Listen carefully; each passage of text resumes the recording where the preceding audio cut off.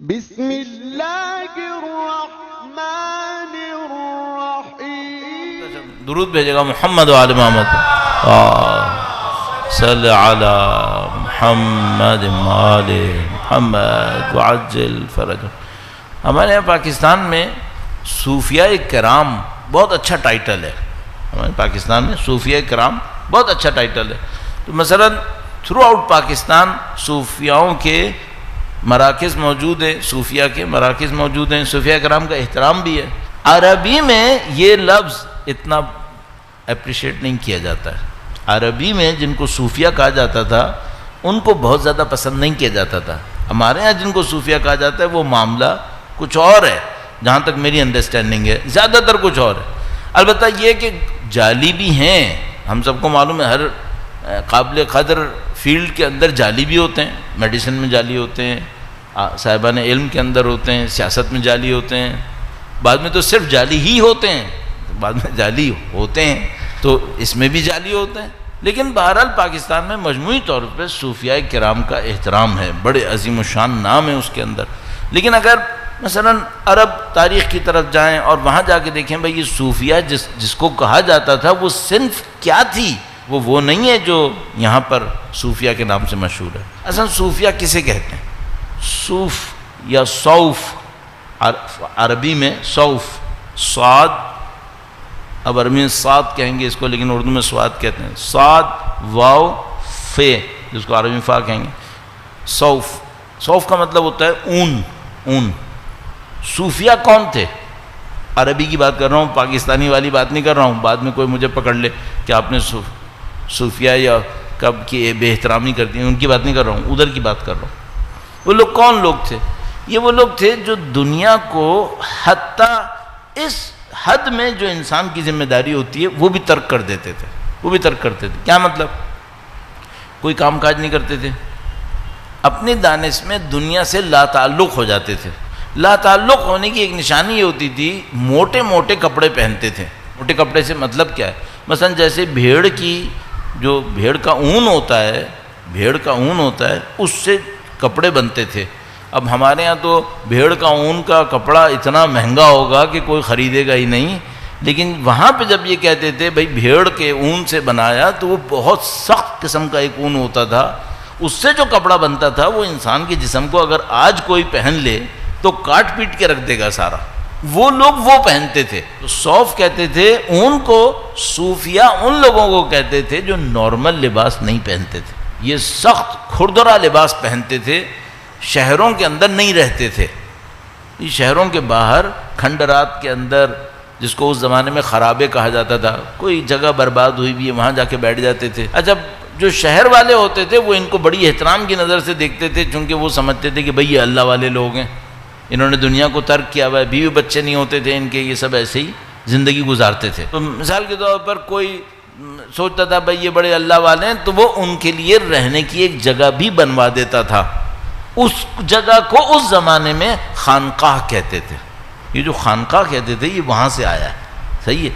تو ان صوفیاء کو وہاں پہ ٹھہرا دیا جاتا تھا. یہ وہاں پہ رہتے تھے، کسی نے دے دیا نہیں دیا کوئی بات نہیں، بیٹھے میں. شریعت کے پابند تھے؟ زیادہ تر نہیں تھے. بھئی اگر شریعت کی پابندی کریں گے تو النکاح سنتی آئے گا. رزق حلال 10 میں سے 9 رزق حلال عبادت ہے، وہ تو آئے گا. وہ یہ لوگ ان تمام چیزوں کے پابند نہیں تھے. عبادات کے اندر مقید ہوتے تھے کہ واجبات، مستحبات، مکروہات کا خیال کریں؟ نہیں، ایسا نہیں تھا. اذکار اورات کرتے تھے لیکن ایسے مقید نہیں تھے، شریعت کے اتنے مقید نہیں تھے. صاحبان علم ہوتے تھے، زیادہ تر نہیں ہوتے تھے، زیادہ تر ایسی معاملہ تھا.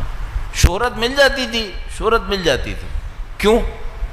اس کی وجہ یہ ہے کہ اپنے نفس سے لڑنے کی وجہ سے کچھ نہ کچھ مہارتیں ان کے اندر آ جاتی تھیں. واجہ نہیں. جب بھی کوئی شخص اپنے نفس سے لڑے اگر خدا کی خاطر نہ ہو تو فوراً کچھ مہارتیں مل جائیں گی. خدا کی خاطر ہو تو شاید آخرت میں ہی حساب ہوگا، پھر یہاں پہ اتنی جلدی نہیں ملے گی. اور جو خدا کی خاطر ہے وہ اس کی طرف توجہ بھی نہیں دے گا. ان کو صوفیاء کہتے تھے. اب ہمارے ساتھ ایک اور مشکل بن گئی. وہ صوفیاء اس علاقے کے اندر مذموم تھے. شیعہ علماء پسند نہیں کرتے تھے، اہل سنت بھی بہت سارے علماء پسند نہیں کرتے تھے، اور رائے اچھی رائے نہیں تھی، لیکن پھر ایک مشکل بن گئی. جو شخص تھوڑا سا عبادات کے اندر زیادتی کی طرف گیا تو لوگ اس پہ کیا الزام لگاتے تھے؟ یہ صوفیہ ہے. اب جناب الزام جب لگ گیا ایک دفعہ، اس کا معاملہ ختم ہو گیا.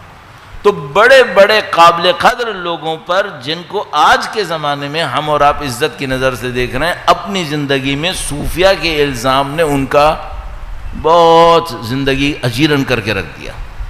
ان میں بڑے بڑے نام ہیں، جیسے آیت اللہ بہجت کے استاد سید علی قاضی طباطبائی بھی ہیں، اور مشہور و معروف فلسفی جنہوں نے فلسفے کو اسلام کے اندر پتہ نہیں کہاں پہنچا دیا، ملا صدرہ بھی ہیں.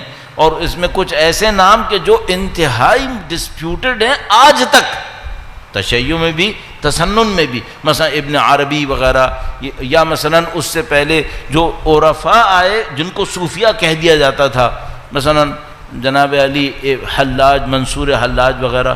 اب ایک عجیب مشکل بن گئی، جو کہیں ایسا بڑھا عبادتوں میں، اس کے اوپر ٹائٹل کیا لگ گیا؟ صوفیہ ہے. صوفیہ ہے تو وہ گیا، اس بیچارے کی زندگی ختم ہو گئی. اچھا، اس میں کچھ اصلی صوفی بھی ہوتے تھے، لیکن کچھ لوگ صوفی نہیں ہوتے تھے اس معنی میں. وہ عبادت گزار ہوتے تھے، متقی پرہیزگار ہوتے تھے، اپنے نفس کے اوپر محنت کر رہے ہوتے تھے، لوگ ان کو اس عنوان سے لے لیتے تھے. تو ابھی میں نے کہیں اسلام آباد میں ایک پروگرام کیا آیت اللہ تقی بہجت علی اللہ مقامہ شریف کے اوپر. اس میں نے کہیں ان کے اساتذہ کا تذکرہ کیا، تو ایک بندے نے اتنا لمبا مجھے ایک میسج لکھ کے بھیجا کہ صوفیہ کا احترام کرنے والے ہو، اور یہ ہو اور وہ ہو، اور جس کو علماء نے کافر کہا ہے تم اس کو عزت دے رہے ہو، اور پتہ نہیں کیا کیا مغلظات. اور اس کے نتائج بھی نکال لیے اور یہ بھی کر دیا. شکر ہے مجھے صوفیہ کہنے سے رک گیا بندہ خدا، ورنہ میں بھی پھنستا بھی وہیں پہ. تو وہ اتنا ہی اس نے غصہ دکھا کے معاملہ ختم کر لیا. تو بھائی مسئلہ یہ ہے کہ آپ سب سے پہلے یہ دیکھیں سیرت ائمہ ہے کیا. ممکن ہے سیرت ائمہ میں کچھ چیزیں ایسی ہوں جن پہ ہم نے عمل نہ کیا ہو، انہوں نے کیا، اب وہ بیچارے صوفیہ ہو گئے. مثلا ہر آدمی نماز شب اتنی تفصیل سے پڑھے گا جتنی مستحب ہے؟ نہیں، ضروری بھی نہیں ہے. مثلا اس میں لکھا ہے کہ آپ مثال کے طور پر 300 دفعہ کہیں العفو. اب بھائی ممکن ہے کوئی یہ کہ مولانا میں تو صرف واجب جتنی نماز شب میں ہے بس اتنی پڑھنا چاہتا ہوں. بسم اللہ، کس نے منع کیا؟ کوئی یہ کہ مولانا میں 40 مومنوں کے نام نہیں لینا چاہتا، میں صرف کہوں گا اللہم اغفر للمومنین والمومنات والمسلمین والمسلمات. بسم اللہ، میرا نام ضرور لے لینا، باقی جس کا لیتے ہو لو، نہیں لیتے نا.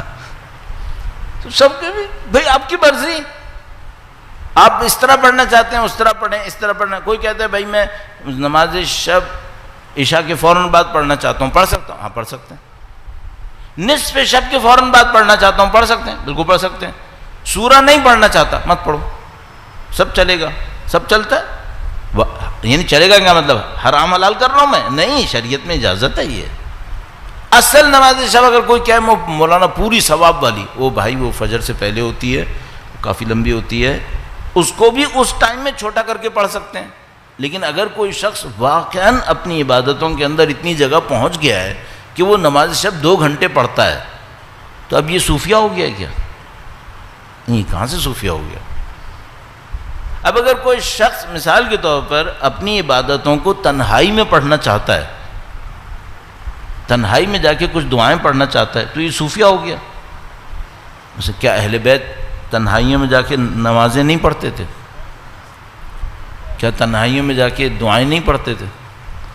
تو بہت بڑا الزام لگتا ہے آیت اللہ بہجت کے استاد سید علی قاضی کے اوپر کہ قبرستان میں جا کے کھڑے ہو جایا کرتے تھے. اس کے اوپر خوب ان کو سنانے کو پڑتی تھیں، بہت زیادہ سنانے کو. ابھی تک لوگ چلا رہے ہیں. بندے خدا روایت موجود ہے، مولا کی روایت موجود ہے کہ آدمی راوی کہتا ہے کہ امام گئے وادی السلام، کھڑے رہے، اتنی دیر کھڑے رہے کہ میں تھک گیا، تو میں ابا بچھا کے بیٹھ گیا. کہنے لگا امام کھڑے رہے، اب اتنی دیر پھر کھڑے رہے کہ میں بیٹھے بیٹھے تھک گیا، میں پھر کھڑا ہوا. کہنے لگا وہ پھر بھی نہیں ہٹے اور میں کھڑے کھڑے پھر دوبارہ تھک گیا. تو میں نے امام سے کہا کہ مولا تھوڑی سی دیر صبر بھی کر لے، کچھ استراحت بھی کر لے. تو امام نے فرمایا کہ اگر تم دیکھ پاتے تو یہاں مومن گروہ گروہ بیٹھے ہوئے ہیں اور ایک دوسرے سے معرفت کی باتیں کر رہے ہیں. اچھا اگر کوئی شخص وادی السلام میں جا کر یہ بصیرت حاصل کر لے تو وہ صوفیہ ہو گیا. اس نے امام کی اس سیرت پہ عمل کیا جس پہ ہم عمل نہیں کر پا رہے کیونکہ ہم میں وہ بصیرت نہیں ہے, تو جس میں ہے وہ صوفیہ ہو گیا. بھائی یہ کیا بات ہے؟ ہاں کوئی اہل بیت کے ایک مستحب کے خلاف بھی کرے آپ اس کو تنبیہ کریں, سرزنش کریں, پہلے یہ تو دیکھ لو مستحب کہیں وہی ہے جو ہم سمجھ رہے ہیں, ممکن ہے کچھ اور بھی ہو. تو عزیزان محترم اس میں تھوڑا سا خیال دونوں طرف سے رکھنا ہوگا. آپ میں سے اکثر لوگ شروع میں نہیں تھے, آخر میں آئے, تو اب میں شروع کا جو میں نے عرض کیا تھا وہ یہ کہا تھا کہ صرف عبادت, صرف زہد, صرف علم یہ کافی نہیں ہوتی. بعض اوقات عبادت ہوتی ہے, زہد بھی ہوتا ہے, علم بھی ہوتا ہے, جہاد بھی ہوتا ہے, پھر بھی خارجی ہوتا ہے, پھر بھی خوارج میں سے ہوتا ہے. اس کا مطلب ہے یہاں کچھ اور چاہیے. وہ کیا چاہیے؟ بہت امپورٹنٹ, بہت سادہ سی بات, اہل بیت کی تعلیمات کے اوپر مبنی. وہ کیا ہے؟ تواضع, انکساری. اس کو سادہ سے انگلش میں کہتے ہیں ہمبلنس. انسان خدا کے سامنے اکڑنے کی کوشش نہ کرے, اپنی عبادتوں کے اوپر, ریاضتوں کے اوپر بہت زیادہ اعتماد نہ کرے. جتنا بھی کرے خدا کے سامنے سر جھکا کے چلے کہ خدایا یہ جو میں نے کیا یہ کچھ بھی نہیں ہے. اور یہ صرف بولنے کا نہیں, ہمارے یہاں تکلفاً ایک دوسرے کے سامنے ریاکاری میں تواضع دکھاتے ہیں. ہمارے معاشرے میں بہت کمپلیکیشن آ گیا, ریاکاری میں تواضع دکھاتے ہیں. سر کو یوں گھما گھما کے نیچے کر کر کے ملتے ہیں, وہ بھی ریاکاری میں. بھائی بندے خدا, کچھ لوگ صحیح بھی کر رہے ہیں لیکن بہت سارے لوگ یہ ڈرامے بھی کر رہے ہیں. تو یہ کہنا کیا ڈرامے میں کہنا ہے خدا سے, خدا ہے جیسے ہم لوگ کہتے ہیں آپ کو تو پتہ ہے میں ایک چھوٹا سا علم رکھنے والا ہوں, اور اندر وہ کہہ رہا ہوتا ہے کہ تیرے پاس تو کچھ بھی نہیں ہے جو میرے پاس ہے. جملہ زبان پہ کیا لاتا ہے, کہتا ہے آپ کو پتہ ہے میرے پاس زیادہ علم نہیں ہے لیکن اکڑ بہت ہے, اکڑ بہت ہے. یہ سمجھ رہے دکھائی نہیں دے رہا. تو یہ تکلفاً نہیں کہنا ہوتا خدا سے کہ خدا جو کچھ کیا ہے وہ حقیر ہے. یہ سیریسلی کہنا ہوتا ہے خدا کچھ نہیں ہے. اگر اس کو ہم اپنے اندر بٹھا سکے تو اس کا راستہ کیا ہوگا؟ اس کا ایک راستہ یہ ہوگا کہ جنہوں نے واقعاً کچھ کیا ہے ان سے مقابلہ کر لیں. جنہوں نے واقعاً کچھ کیا ہے ان سے مقابلہ کر لیں, دیکھ لیں کیا کیا ہے پھر. تو اہل بیت نے معیارات کو اتنا اوپر پہنچا دیا, اتنا اوپر پہنچا دیا, کسی کے پاس گنجائش نہیں ہے کہ وہ تکبر کی طرف جائے. اگر تھوڑا سا بھی عقل مند ہوا تو کبھی تکبر کی طرف نہیں جائے گا, کبھی اپنے اندر ایسی کوئی اکڑ نہیں آنے دے گا. اب دیکھیں بات نماز شب کی ہوئی, اللہ اکبر, کوئی نماز شب پڑھے, 2 گھنٹے پڑھے, 3 گھنٹے پڑھے, صحیح ہے,